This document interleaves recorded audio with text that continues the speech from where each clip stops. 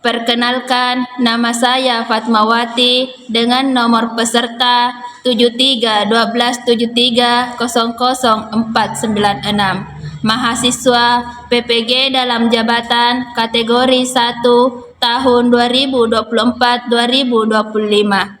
Pada hari ini, Kamis tanggal 17 September 2024, saya akan melakukan praktik pembelajaran di unit kerja saya sendiri di SMK Muhammadiyah Mariruwawo dengan mata pelajaran Pendidikan Agama Islam, materi menghindari akhlak mazmumah atau tercela dalam kehidupan sehari-hari. Mari kita saksikan.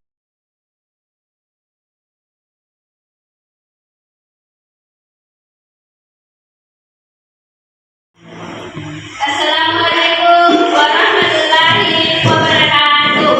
Waalaikumsalam warahmatullahi wabarakatuh.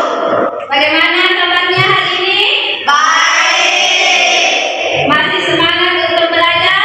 Masih. Oke, sebelum kita memulai pembelajaran, silakan ketua kelas guru pimpin temannya untuk berdoa. Sudah selesai. Oke, selanjutnya saya absen dulu ya dengan namanya Apriliani Aulil Inayah, Aulia Nurul Qudsya, Eka, Ignas, Nur Aisyah Ramadhani, Nurlina, Sri Aisyah Purnanda, Yeni Lisma, Asni, Endis, Karisma, Suci, Feby, Megawati. Alhamdulillah, karena semuanya hadir hari ini, masih ada yang ingat materi minggu lalu? Masih. Materi apa? Syu'abul Iman. Apa lagi itu Syu'abul Iman? Cabang-cabang iman, Bu.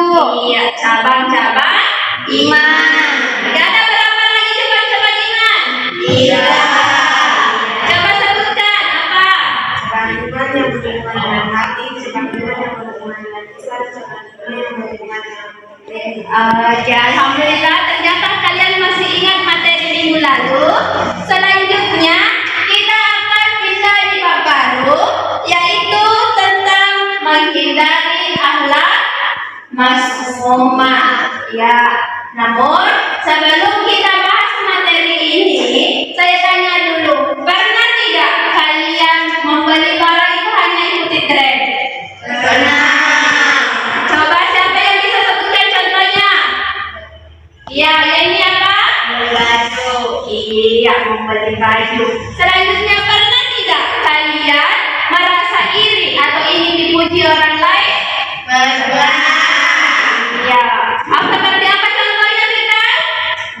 Jika orang lain mendapat nilai yang tinggi di dalam sekarang merasa iri. Iya, ketika misalkan kata temannya, ketika ada temannya yang lebih tinggi nilai, dia kadang merasa iri. Ya, adapun tujuan pembelajaran kita hari ini yaitu peserta didik mampu mendeskripsikan dan menganalisis pengertian, contoh serta dampak negatif dari akhlak mazmumah seperti riya, hasad, dan takabur, dan dapat mengorganisasikan informasi tersebut ke dalam bentuk rimat yang kreatif dan sistematis. Ya, selanjutnya sebelum bahas materinya tentang menghindari akhlak mazmumah, saya kasih kuisis dulu ya. Perhatikan di atas. Oke, perhatikan pertanyaannya di atas. Sikap apa yang dapat membantu mengatasi rasa dengki? Yang mana contoh A, B, C, dan D? Yang mana A, mengembangkan diri dengan orang lain, membandingkan diri dengan orang lain, mendoakan yang terbaik untuk orang yang sukses, menyebarkan rumor tentang orang tersebut, menghindari orang yang lebih sukses. Yang mana? Pertanyaan selanjutnya, apa yang termasuk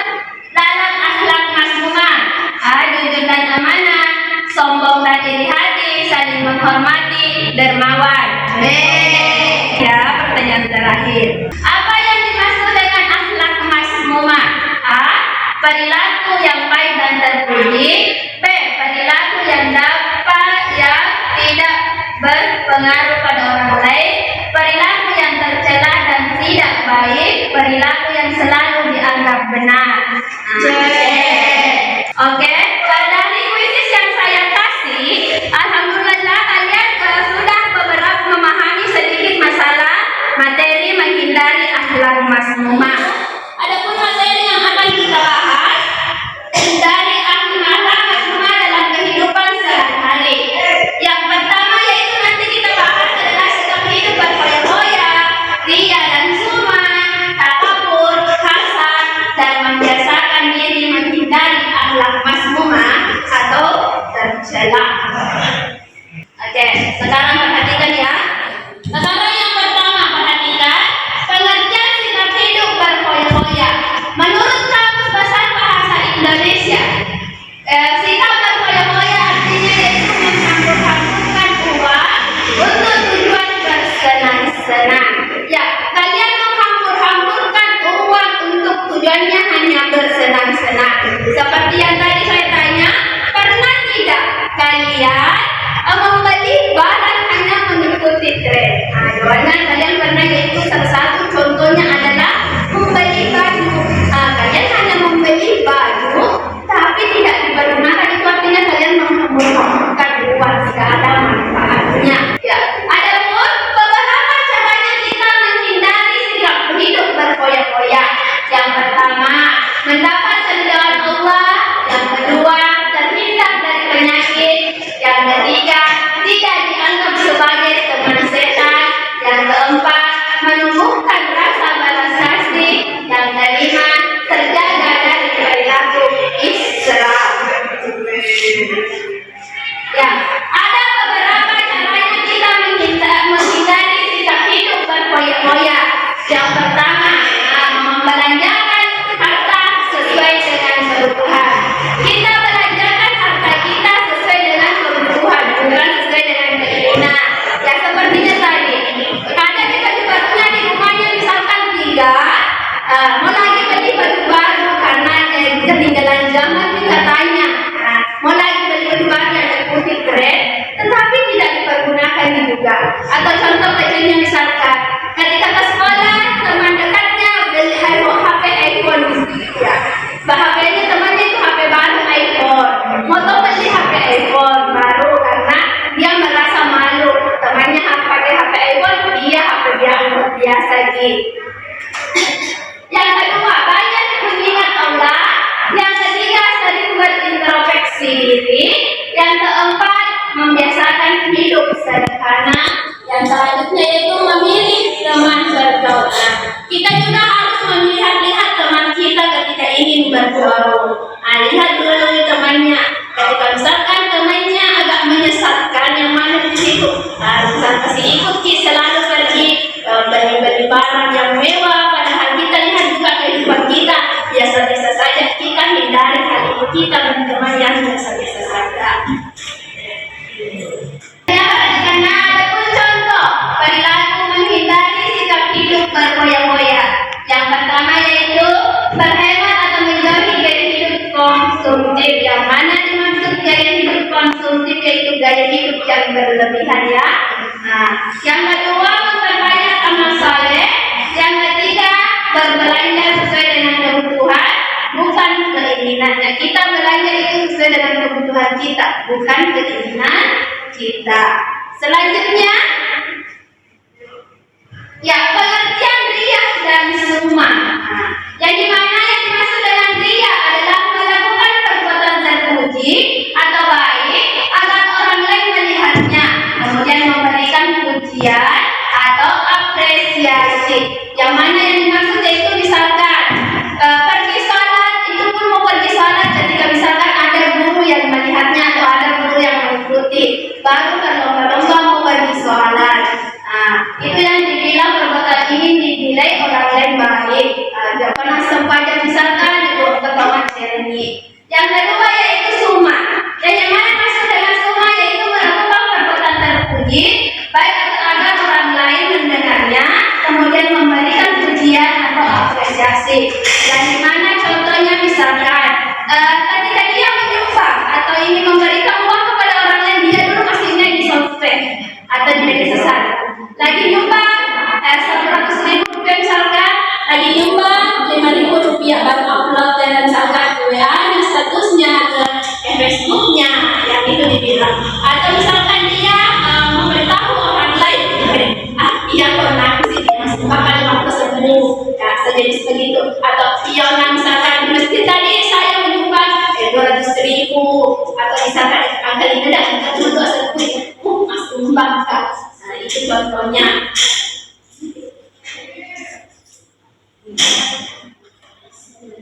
Oke, selanjutnya apa akibatnya ketika kita memiliki sikap riya dan sum'ah? Yang pertama, merusak iman.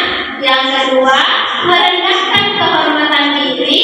Yang ketiga, mudah putus asa ketika menghadapi cobaan. Yang keempat, sangat dibenci Allah, Rasul dan orang lain. Yang kelima, menghilangkan pahala kebaikan. Oke, manfaatnya menghindari sikap riya dan sum'ah. Ada manfaatnya ketika kita menghindari sikap riya dan sum'ah. Yang pertama, terhindar dari syirik kecil. Yang kedua, terhindar dari penyakit hati.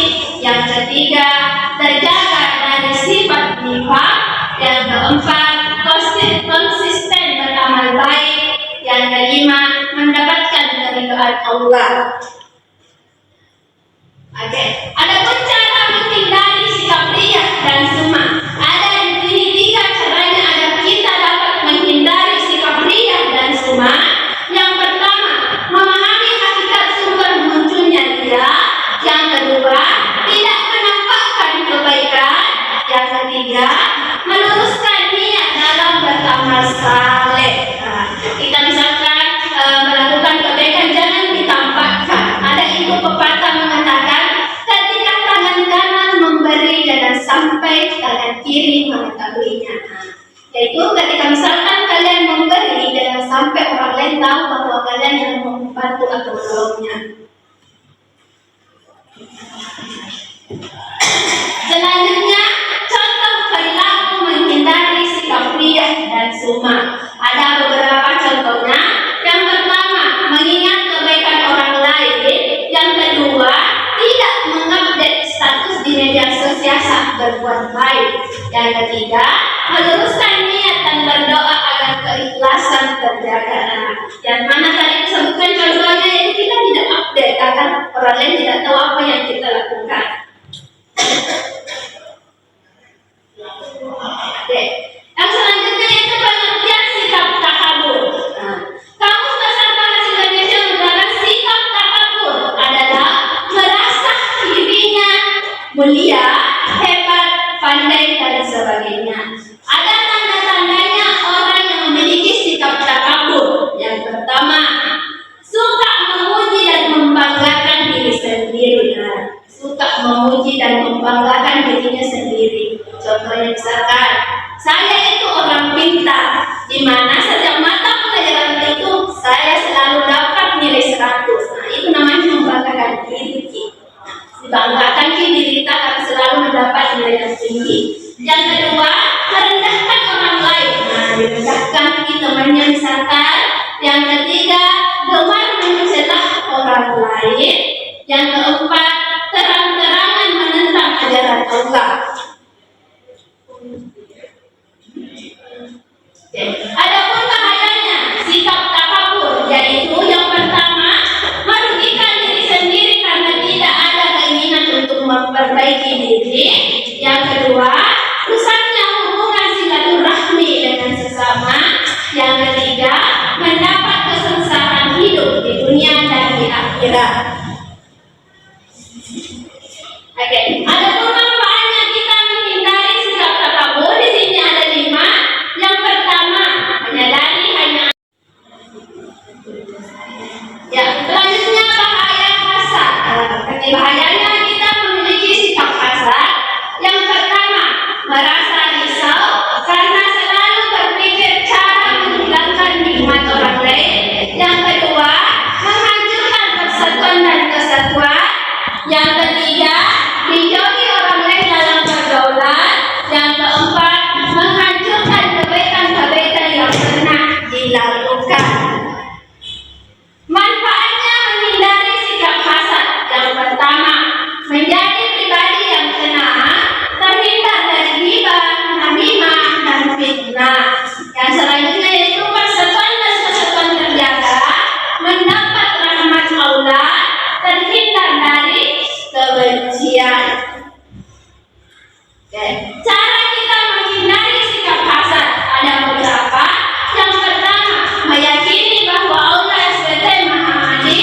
Yang kedua, menghindari dampak buruk hasad.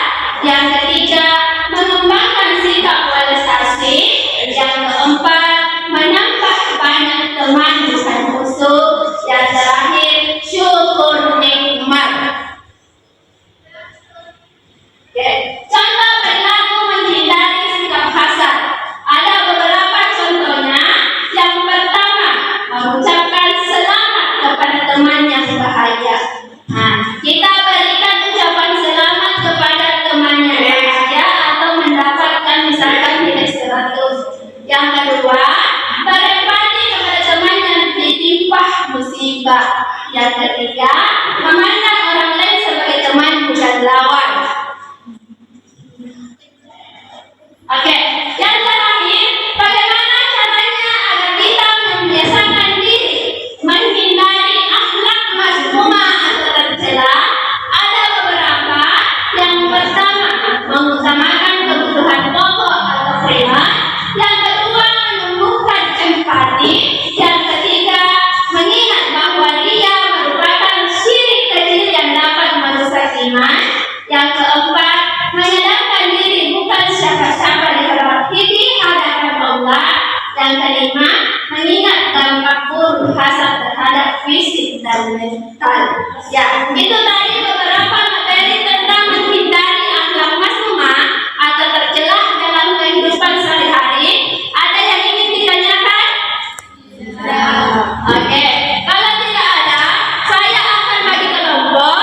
Namun sebelum itu, saya akan jelaskan tugas kalian nantinya setiap kelompok akan membuat minmap atau peta konsep. Seperti ini ya, misalkan contohnya. Dalam nanti peta konsep itu harus ada poin-poin penting. Yang pertama itu harus ada pengertiannya.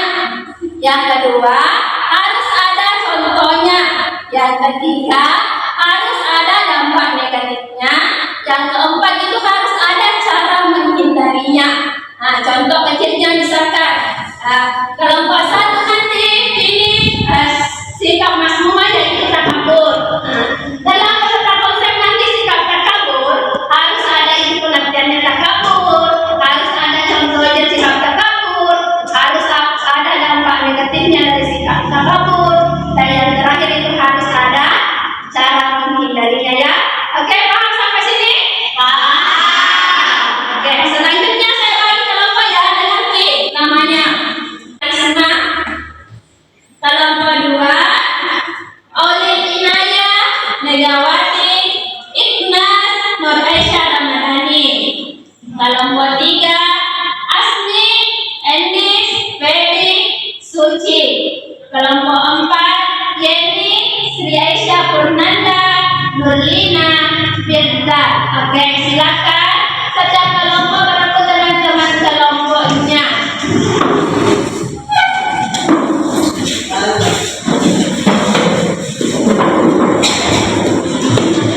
Oke, selanjutnya setiap perwakilan kelompok pilih di atas tema yang akan dijadikan peta konsep nantinya. Silakan perwakilan setiap kelompok naik ke atas.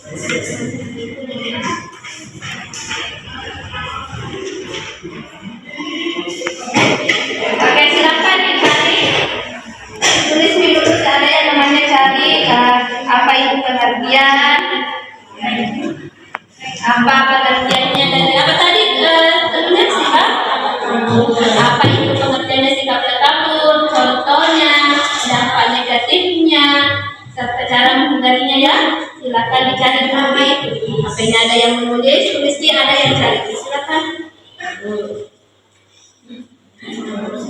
Di sini tadi apa materinya? Hasad. Oke, silakan dicari ya apa itu pengertiannya hasad dulu. Setelah nanti dicari buat nih lagi ke dalam kata konsep ya. Oke, silakan dicari dulu apa itu pengertian hasad, contohnya, dampak negatif dan cara menghindarinya. Dan di sini apa tadi materinya? Ria dan Suma. Ria dan Suma. Silakan dicari dulu apa itu pengertiannya Ria, apa itu pengertiannya Suma, contohnya, dampak negatifnya dan cara menghindarinya ya. Silakan ditulis dulu. Di sini apa tadi? Berfoya-foya ya. Nah, silakan dicari ya apa itu pengertiannya, contohnya, dampaknya dan cara menghindarinya ya. Setelah itu nanti setelah didapat semuanya silakan buat pada konsepnya ya.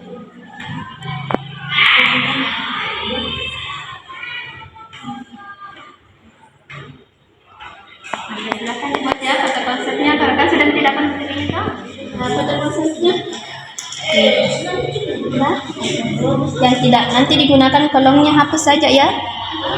Kasih masuk di situ materi tak tadi foya-foya tak tulis di situ sikap berfoya-foya.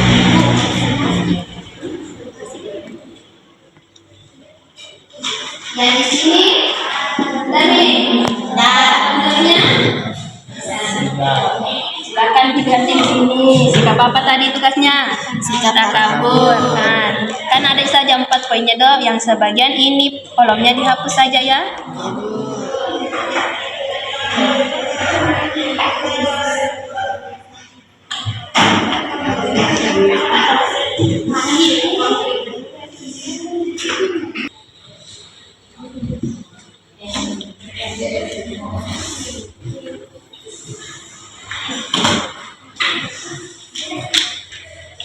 Assalamualaikum warahmatullahi wabarakatuh. Waalaikumsalam warahmatullahi wabarakatuh. Saya dari kelompok 1 ingin mempresentasikan hasil pembuatan konsep tentang sikap hidup berfoya-foya. Pengertian berfoya-foya perilaku mengambilkan harta, waktu atau sumber daya secara berlebihan untuk kesenangan pribadi yang memikirkan dan sebenarnya orang yang berfoya-foya cenderung mengedepankan kemewahan dan kepuasan saat setelah memberikan diri dari kemudahan dan tanggung jawab. 2. Contoh perilaku sikap hidup berfoya-foya. 1. Membeli barang mewah yang tidak diinginkan dengan untuk pamer. 2. Menghabiskan uang untuk liburan atau pesta secara berlebihan. 3. Sering menghabiskan restoran mahal meskipun kondisi keuangan tidak mendukung. 4. Berbelanja barang-barang bermerek hanya untuk mengikuti tren meskipun barang tersebut tidak diperlukan. Dampak negatif sikap berfoya. Batasan penghasilan sebulan yang negatif. Tidak diri misalkan belajar tentang cara menghindari sikap hidup berfoya. 1. Menanyakan hartanya dan lingkungan. 2. Menanyakan hidup anak. 3. Banyak beriman kepada Allah. 4. Memilih teman bergaul. 5. Sering berintrospeksi diri. Sekian dari kami. Apakah ada yang ingin bertanya dari kelompok 2, 3, dan 4? Assalamualaikum warahmatullahi wabarakatuh. Waalaikumsalam warahmatullahi wabarakatuh. Saya dari kelompok 2 bertanya, mengapa perilaku berfoya sering dianggap sebagai masalah dalam masyarakat? Berdasarkan pendapat Anda dan dengan suasana bagaimana cara ini dapat mempengaruhi kehidupan saya? Dari kelompok 3, bayangkan Anda menjadi teman yang suka berfoya-foya dan sering mengajak Anda untuk turut serta. Apa yang akan Anda lakukan untuk menolak ajakannya? Tanpa merusak hubungan pertemanan, jelaskanlah langkah yang bisa kalian ambil. Terima kasih. Saya akan menjawab pertanyaan dari kelompok 2. Mengapa perilaku berfoya sering dianggap sebagai masalah dalam masyarakat? Jelaskan berdasarkan Anda dan bagaimana perilaku ini dapat mempengaruhi kehidupan seseorang. Foya-foya dianggap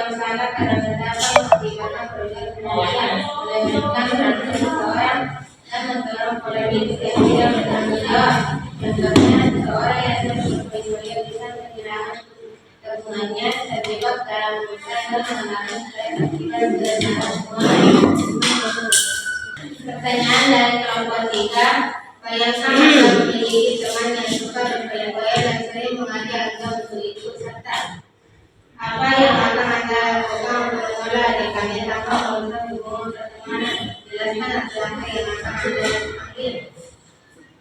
1. Menyampaikan penolakan dengan cara yang sopan, misalnya dengan mengatakan bahwa saya sedang menabung untuk keluarga yang lebih penting. 2. Mengajak teman untuk melakukan kegiatan yang lebih bermanfaat dan hemat seperti berolahraga atau berkumpul di rumah. 3. Menjelaskan dengan jujur bahwa saya tidak ingin terjebak dalam gaya hidup boros yang dapat merugikan keuangan di masa depan. Pertanyaan dari kelompok 4, apa yang bisa dilakukan untuk mencegah diri agar tidak terjebak dalam perilaku berfoya-foya, terutama di lingkungan yang mendorong konsumsi? Berikan solusi yang realistis dan dapat diterapkan oleh remaja. 1. Membuat anggaran bulanan dan disiplin mengikutinya. 2. Menetapkan prioritas pengeluaran, misalkan antara kebutuhan dan keinginan. 3. Memilih teman yang memiliki pola hidup sederhana dan tidak terlalu terpengaruh oleh tekanan sosial untuk semakin mewah. 4. Mengembangkan kesadaran diri tentang pentingnya merencanakan masa depan yang lebih baik. Sekian dari kelompok kami. Assalamualaikum warahmatullahi wabarakatuh. Waalaikumsalam warahmatullahi wabarakatuh. Selanjutnya, kelompok 2 silakan presentasikan hasil diskusinya. Assalamualaikum warahmatullahi wabarakatuh.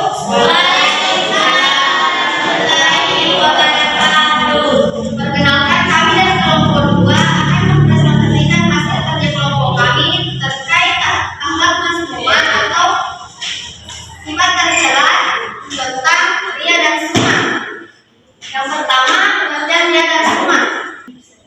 Ria adalah melakukan ibadah atau amal kebaikan dengan niat bukan untuk mendapatkan ridha Allah, melainkan untuk mencari pujian, pengakuan atau penghargaan dari manusia. Contoh yang sering terjadi adalah berdoa secara terang-terangan atau melakukan kebaikan agar dipuji. Sumah berarti memamerkan atau membicarakan amal kebaikan dengan niat agar orang lain mengetahui dan membicarakan tentang kebaikan yang telah dilakukan. Orang yang sumah suka membicarakan kebaikannya sendiri di depan umum atau di media sosial agar mendapatkan pengakuan. Yang kedua, contoh sikap ria dan sumah. Contoh ria adalah yang pertama adalah seseorang menampilkan keikhlasannya dalam bersedekah hanya agar dipuji oleh orang lain. Yang kedua, memperlihatkan salat sunnah secara berlebihan di depan umum agar dianggap lebih religius. Yang kedua, contoh sumah. Yang pertama, membicarakan amal kebaikan seperti infak, sedekah atau puasa yang dilakukan agar orang lain mendengar dan memujinya. Yang kedua, memposting aktivitas ibadah atau dengan kegiatan di medsos dengan tujuan mendapatkan pengakuan. Yang ketiga, dampak negatif sikap ria dan sumah. Yang pertama, mendatangkan pahala. Yang kedua, meresahkan hati. Yang ketiga, mengurangi kepercayaan diri. Yang keempat, manusia yang buruk. Dan yang kelima, kesombongan. Dan yang keempat, cara menghindari sikap ria dan sumah. Yang pertama, memahami hakikat sumber munculnya ria. Yang kedua, meluruskan dalam beramal niat dalam beramal soleh. Yang ketiga, tidak menampakkan amal kebaikan. Hasil presentasi dari kelompok 2. Selanjutnya sesi tanya jawab. Untuk kelompok 1 silakan bertanya.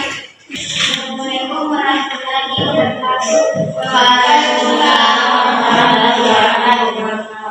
Saya dari kelompok 1 ingin bertanya, bagaimana pengaruh ria dan sumah terhadap kualitas segala seorang, dan bagaimana Anda akan membantu seorang dari kedua sifat ini dalam kehidupan sehari-hari. Berikan strategi yang dapat diterapkan dalam masyarakat. Selanjutnya kelompok 3. Assalamualaikum warahmatullahi wabarakatuh. Waalaikumsalam warahmatullahi wabarakatuh. ini bertanya, mengapa Ria dan Suma bisa dianggap sebagai bentuk kesyirikan keji dalam Islam? Jelaskan konsekuensinya dalam kehidupan akhirat kami tersebut. Jadi saya akan menjawab pertanyaan dari kelompok 1. Bagaimana pengaruh Ria dan Suma terhadap kualitas ibadah seseorang dan bagaimana Anda akan membantu seseorang untuk menghindari kesulitan tercela ini dalam kehidupan sehari-hari? Berikan strategi yang dapat diterapkan dalam masyarakat. Ria dan Suma dapat merusak kualitas ibadah seseorang karena ibadah yang dilakukan bukan lagi untuk Allah, tapi untuk mendapatkan pengakuan dari manusia. Amal ibadah yang dilakukan dengan Ria dan Suma tidak diterima oleh Allah dan tidak memiliki nilai pahala. Untuk membantu seseorang yang menghindari kesusahan ini ada beberapa strategi yang dapat diterapkan, yaitu meluruskannya sebagainya disebut beramal, beribadah dan sembunyi-sembunyi, meningkatkan kesadaran diri, dan mengurangi ketergantungan bermedia sosial.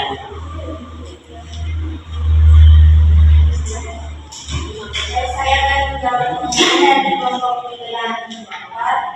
Mengapa Ria dan Suma bisa dianggap sebagai bentuk kesyirikan keji dalam Islam? Jelaskan konsekuensinya dalam kehidupan akhirat dan tentunya. Sekian presentasi dari kami. Mohon maaf bila ada kesalahan. Tadi kalian sudah presentasi tentang menghindari akhlak mas-mas, yang dimana itu sikap hoya-hoya, hazard, Ria dan Suma, serta takabur. Pasti kalian sudah paham apa-apa itu yang dimaksud dengan hoya-hoya, Ria, Suma, dan takabur. Selanjutnya saya tanya dulu, apa yang kalian pelajari tentang pengertian menghindari akhlak mas-mas? Ada yang bisa jawab? Oke, Asni silakan, apa itu? Saya belajar bahwa menghindari akhlak mazmumah seperti iri hati, sombong, ria, dan hasad sangat penting karena sifat-sifat tersebut dapat merusak hubungan antar manusia dan juga menimbulkan dampak buruk bagi diri sendiri. Dengan menjauhkan diri dari akhlak mazmumah, kita dapat hidup lebih bahagia, damai, dan memperoleh ridha Allah. Oke, ya. Jadi dengan kita menghindari akhlak mazmumah, kita akan memiliki sikap yang lebih baik. Selanjutnya yaitu bagaimana sih penerapan akhlak mahmudah bisa menjadi solusi dalam kehidupan nyata? Oke, Suci, apa itu? Penerapan akhlak mahmudah seperti sabar, jujur, rendah hati, dan ikhlas bisa menjadi solusi dalam kehidupan nyata karena membantu kita menghadapi berbagai tantangan dengan bijak. Misalnya dengan sabar, kita mampu mengendalikan diri dalam situasi sulit tanpa cepat marah. Jujur membantu kita membangun kepercayaan dalam hubungan sosial dan pekerjaan. Oke, ya, dari pemaparan tadi temannya tentang menghindari akhlak mazmumah serta menerapkan sikap mahmudah, dapat disimpulkan bahwa akhlak mazmumah seperti ria, suma, takabur, hazard merupakan sifat-sifat yang memiliki dampak negatif dan dapat merusak baik itu secara diri sendiri maupun orang lain.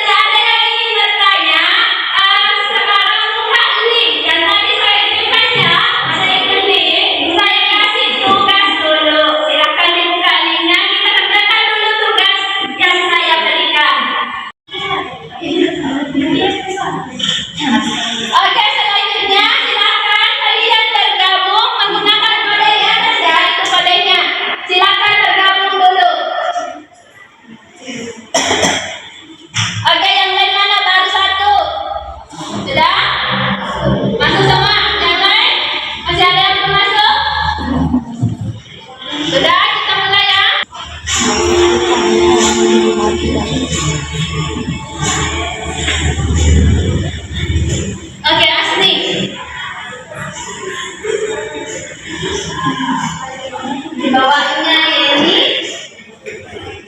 Apriliani, Febi,